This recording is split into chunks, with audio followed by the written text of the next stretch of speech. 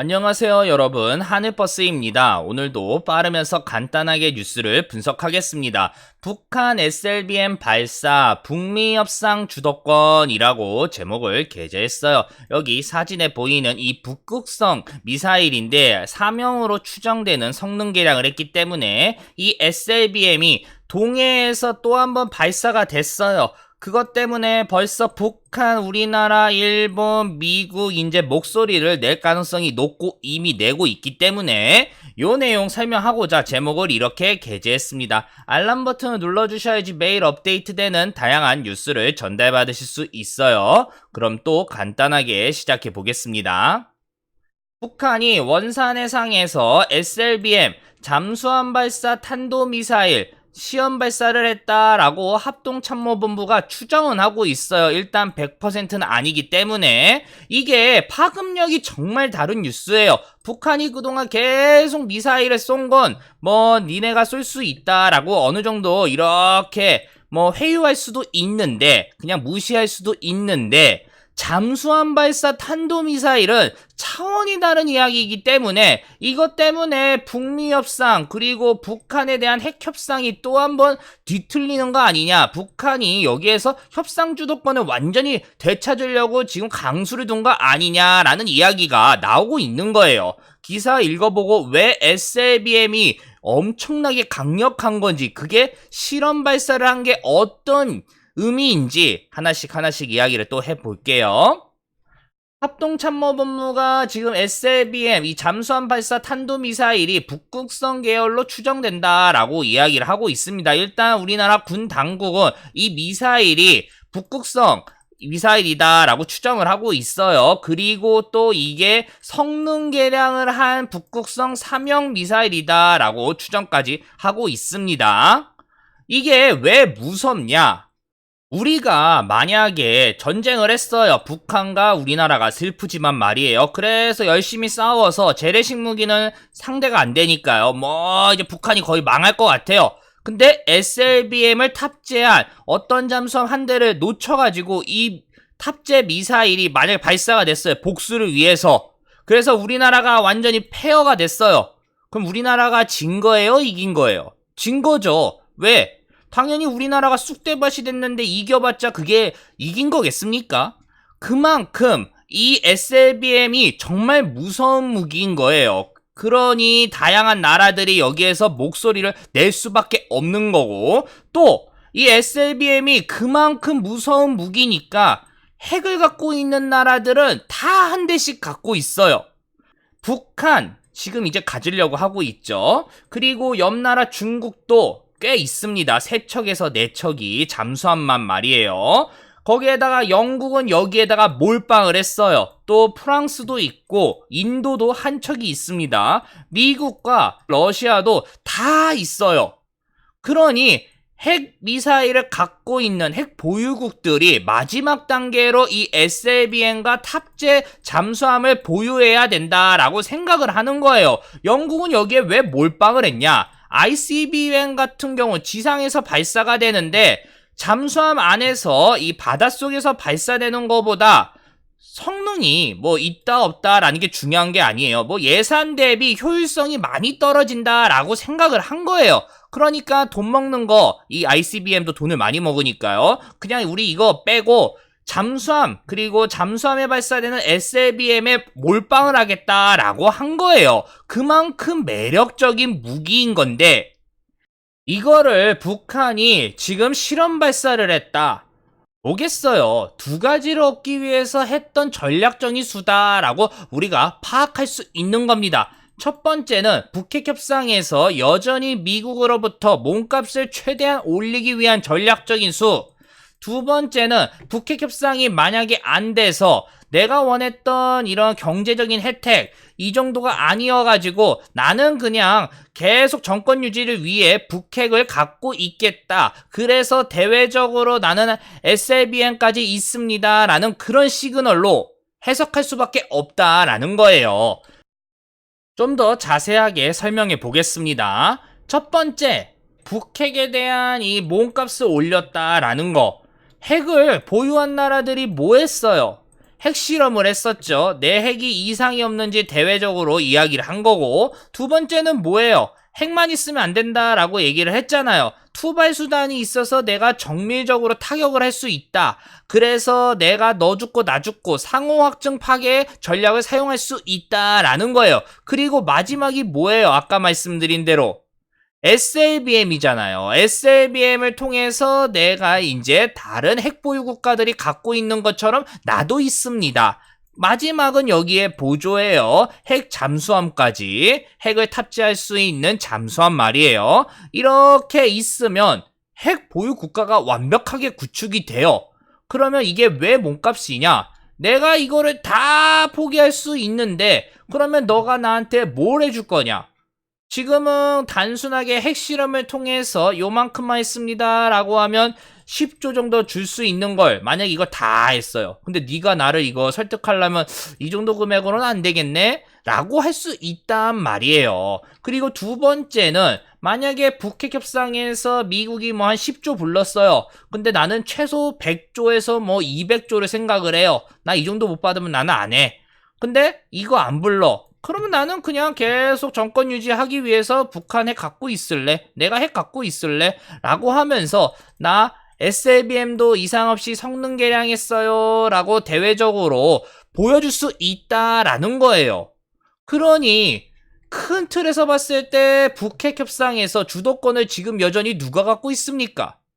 북한이 갖고 있는 거예요. 미국이 대화적인 채널을 가동하면서 이렇게 손을 내밀었는데 북한이 계속 지금 딴질하면서 몸값을 올리고 있고 여기에서 부가적으로 내가 이 길을 갈지 저 길을 갈지 선택할 수 있는 것도 북한이고 미국이 이거를 하지 말라라고 해서 경제적인 조치를 취해도 이미 벼랑 끝까지 간 상황에서 더 벼랑 끝으로 갈 수도 없고 게다가 뒤에 후원국으로 중국이 있으니까 이렇게 할 수 있기 때문에 여전히 협상의 틀은 북한이 갖고 있다라고 우리가 또 확인할 수 있게 된 겁니다.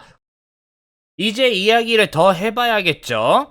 그래서 북한이 어떤 의미로 이거를 왜 발사를 했는지에 대한 명분 그리고 일본이 지금 어떻게 대응을 하고 있는지 우리나라는 어떻게 대답을 했는지 미국이 이제 대답을 할 차례인데 지금 어떻게 이야기를 할 건지 설명을 하겠습니다. 오늘 이야기에 이게 핵심이 되니까요. 미사일 발사한 거는 이미 뭐 결과론적인 얘기니까요.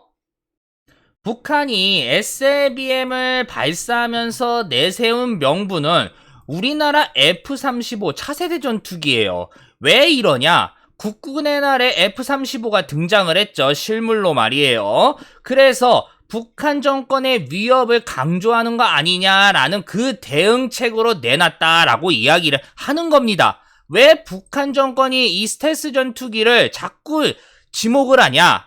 이게 비대칭 전략에 또 대응할 수 있는 전략 무기이기 때문에 그렇습니다. 스텔스 전투기가 뭐예요? 레이더의 최대한 조사이 보이지 않는 거예요. 그러니까 북한이 아무리 방공망을 강화해도 스텔스 전투기를 잡을 수 있는 능력이 안 되니까 우리가 이거를 통해서 이렇게 정밀 타격으로 북한이 자랑하는 비대칭 무기들을 다 침묵시킬 수 있다라는 거예요. 그러면 북한 정권이 위협을 느껴요, 안 느껴요? 엄청나게 느낄 수밖에 없죠. 레이더가 계속 아무리 조사해도 느끼질 못하니까 가만히 있다가 이 집무실에 김정은 국방위원장의 이 집무실에 미사일이 떨어져도 누가 쐈는지 모르니까 위협을 안 느끼는 게 이상한 거예요. 그러니 계속 이걸 가지고 태클을 걸고 있는 겁니다. 물론 당연히 그만큼 이 F-35 차세대 전투기의 전략적인 가치가 또 한 번 증명이 되는 거죠. 지금 40대를 구매했는데 아마 20대를 추가 구매할 거거든요. 근데 이 정도로는 부족하다라는 게 또 한 번 밝혀진 겁니다. 최소 일본이 갖고 있는 140대에 근접하는 숫자는 보유해야 된다라는 거를 이번에 또 확인할 수 있게 된 겁니다. 그리고 옆나라 일본은 지금 북한이 발사한 SLBM에 화들짝 놀랬어요. 뭐 지소미아가 제대로 가동이 안 됐다라는 이야기도 나오고 있는데 그 이야기의 근본적인 이유는 두 개가 발사가 됐다, 두 발이 발사됐다라고 이야기를 하고 있는데 실질적으로는 SLBM 한 발이다라고 정정을 했기 때문에 전략적으로 역시 정보가 공유가 안 되니까 일본의 정보 한계가 느껴진 거 아니냐라는 그것 때문에 지소미아의 값어치를 이야기한 거예요. 어쨌든 왜 화들짝 놀랬냐면 일본의 배타적 수역 그쪽에 떨어졌기 때문에 그래요. 그러니 내 바다 아니다 라고 계속 주장하면서 이거는 명백한 위협이다 라고 포장을 하고 있는 거예요. 또 이걸 명분 삼아서 아마 또 무기 체계를 하나 도입을 하던가 강화할 가능성이 높겠죠. 일본이라면 말이에요. 지금 군국주의가 계속 뚜렷하게 보이고 있으니까 이 명분을 놓치지 않을 겁니다. 그리고 이제 중요한 건 우리나라인데 일단 우리나라는 SLBM이다 라고 추정을 하고 있죠. 아까 말씀드린 대로 국방부 장관도 그렇게 이야기를 하고 있습니다. 지금 국정감사 시즌이에요. 그러니까 야당에서는 벌써 국방위원회를 통해 가지고 이게 SLBM 실험 발사가 엄청난 큰 이슈인 건데 북한과 우리나라가 약속한 9.19 군사합의가 깨진 거 아니냐라고 국방부 장관한테 물어보고 있어요. 그러니까 국방부 장관이 난처할 수밖에 없습니다. 만약에 이게 깨트렸다라고 대놓고 이야기를 해버리면 북한과 우리나라의 이 평화 무드, 대화 무드가 깨지는 상황이 발생될 수도 있는 거고요. 북핵 협상에서 당연히 주도권은 북한이 갖고 있으니까요. 만약에 이게 아니다라고 이야기를 해버리면 그러면 북한이 SLBM 미사일 실험 발사는 우리가 계속 눈 감아줘야 되냐라는 그 질문에 어떻게 대답을 할 수 있을지 난감할 수밖에 없기 때문에 그런 거예요. 어느 대답을 하든 난감할 수밖에 없다라는 겁니다. 그러니 기사에서 그 뉘앙스가 바로 나와요. 야당에서는 9.19 군사합의 위배된 거 아니냐라는 그 질문에 뭐라고 대답을 하냐면 군사적 긴장도를 높이는 행위는 하지 않아야 된다라고 이야기를 하면서 원래 9.19 군사합의라는 게 그런 것들이라고 하죠. 탄도미사일 발사 요거요. 하지 않고 북한이 비핵화를 하고 한반도의 평화가 정착될 수 있는 그런 거였는데 지금 뭐 궁극적으로 그렇게 가야 되는 거는 다들 공감을 하고 있다. 하지만 미사일 발사 금지가 군사합의서에 명시가 되어 있지 않다라는 거를 거듭 설명하면서 끝까지 군사합의 위반으로는 인정하지 않았다라고 이야기가 나오고 있는 겁니다. 군사합의서에 명시가 안 됐다라는 건 뭔 말이냐면 이 9.19 군사합의에서 SLBM이 서로 상호 간에 정말 위협이 되는 행동이다. 이거는 금지해야 된다라고 약속을 한 거 아니기 때문에 북한이 만약 막 발사해도 우리가 뭐 9.19 군사합의에서는 위배되지 않은 거다라고 이야기를 할 수 있다라고 국방부 장관이 이야기를 그렇게 했다라는 거예요. 당연히 그럴 수밖에 없죠. 지금 여기에서 만약에 이게 군사 위협이다라고 하면 지금까지 했던 그 대화 무드가 다 깨질 수가 있고 추후 북미 협상에서 우리나라가 소금을 뿌리는 행위일 수 있기 때문에 그런 이야기가 나온 거죠. 물론 이게 엄청난 위협이 될 수밖에 없는 건 사실입니다. 명백한. 그럼 이제 마지막 이야기를 해야겠죠. 북한의 SLBM 실험 발사에 가장 민감하게 받아들일 수밖에 없는 나라는 미국이에요. 일본도 이 정도 급은 아닙니다. 왜냐하면 SLBM이 정말 무서운 무기 체계예요. 하지만 우리나라 같은 경우는 신경을 쓰긴 써야 되는데 북한 입장에서 만약에 핵을 우리나라한테 발사하려면 이 SLBM 말고도 다양한 투발 수단이 있단 말이에요. 스커드 미사일도 있고 노동 시리즈도 있고 아니면 뭐 직접 핵가방을 띄워가지고 우리나라를 뭐 아예 뭐 끝낼 수도 있단 말이에요. 그러니까 굳이 SLBM에 올인할 필요가 없어요. 일본도 마찬가지예요. 스커드 있고 아니면 노동 시리즈가 있기 때문에 타격이 가능하단 말이에요. 그러니까 일본이 자꾸 거품을 물고 이거를 계속 지목을 하고 있는 거니까요. 요 투발 수단에 대해서 말이에요. 그러니까 미국이 왜 난감하냐? 이 SLBM이 결과론적으로 미국을 향해서 노린 무기 체계다라고 생각할 수밖에 없기 때문에 그래요. 아까 잠수함이 있는데 서해에서 그리고 동해에서 이렇게 나가가지고 서태평양에서 발사를 해버리면 미국 여기 이제 대륙에 닿을 수 있기 때문에 그리고 미국이 자랑하는 그 레이더에 최대한 안 들킬 수 있기 때문에 이 SLBM을 막기 위해서는 미국 잠수함이 동해나 서해에 이제 항상 주둔을 해야 되기 때문에 난감할 수밖에 없다. 그리고 신경 쓰일 수밖에 없다라는 거예요. 그러니 트럼프 대통령이 또 한 번 머리가 아플 수밖에 없게 된 거죠. 지금까지 북미 협상에서 어느 정도 북핵 협상에서 이제 성과를 내야 되는 내년에 재선이 있기 때문에 말이죠. 그런 시점인데 북한이 그동안 뭐 협상을 할 건지 뭐 아니면 뭐 몸값을 올려서 할 건지 아니면 난 협상 안 하고 내 멋대로 가겠다라는 뭐 어떤 의도인지는 정확하게 모르지만 일단 계속 북한 발사체를 그동안 발사했을 때 트럼프 대통령이 최대한 눈을 감아줬단 말이에요.